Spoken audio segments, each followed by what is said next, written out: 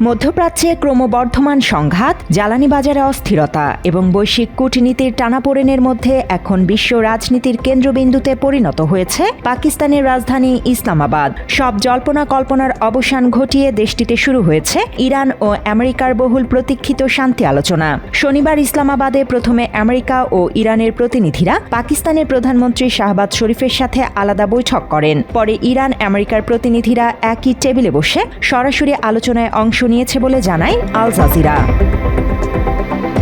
কাতার ভিত্তিক গণমাধ্যমটি জানিয়েছে, শুক্রবার পর্যন্ত পরিকল্পনা ছিল দুই দেশের প্রতিনিধিরা আলাদা কক্ষে বসবেন এবং পাকিস্তানি মধ্যস্থতাকারীরা বার্তাবাহকের মাধ্যমে বার্তা আদান প্রদান করবেন। কিন্তু শনিবার আলোচনার গতি অনেকটাই বদলে যায়। মধ্যস্থতার সাথে সংশ্লিষ্ট কয়েকটি নির্ভরযোগ্য সূত্রের বরাতে আল জাজিরা জানিয়েছে, পাকিস্তানি প্রতিনিধিদের উপস্থিতিতে দুপক্ষই সরাসরি দর কষাকষি করছে।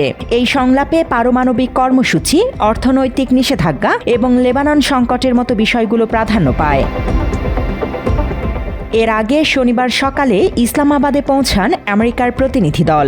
আমেরিকার প্রতিনিধি দলের হয়ে ইরানি কর্মকর্তাদের সঙ্গে মূল বৈঠকে বসার আগে পাকিস্তানের প্রধানমন্ত্রীর সঙ্গে এ দ্বিপাক্ষিক আলোচনায় অংশ নেন আমেরিকার ভাইস প্রেসিডেন্ট জে.ডি. ভ্যান্স। বৈঠকে ভ্যান্সের সঙ্গে ছিলেন প্রেসিডেন্ট ডোনাল্ড ট্রাম্পের বিশেষ দূত স্টিভ উইটকফ ও ট্রাম্পের জামাতা জ্যারেড কুশনার।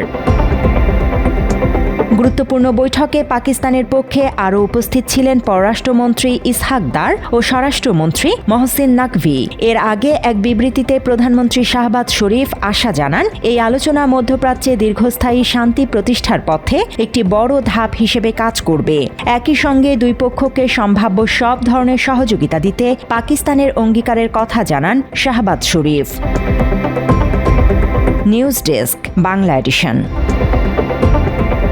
বাত ব্যথা, প্যারালাইসিস কিংবা আর্থ্রাইটিস, আধুনিক ফিজিওথেরাপি ও পুনর্বাসন চিকিৎসায় নির্ভরযোগ্য নাম DPRC।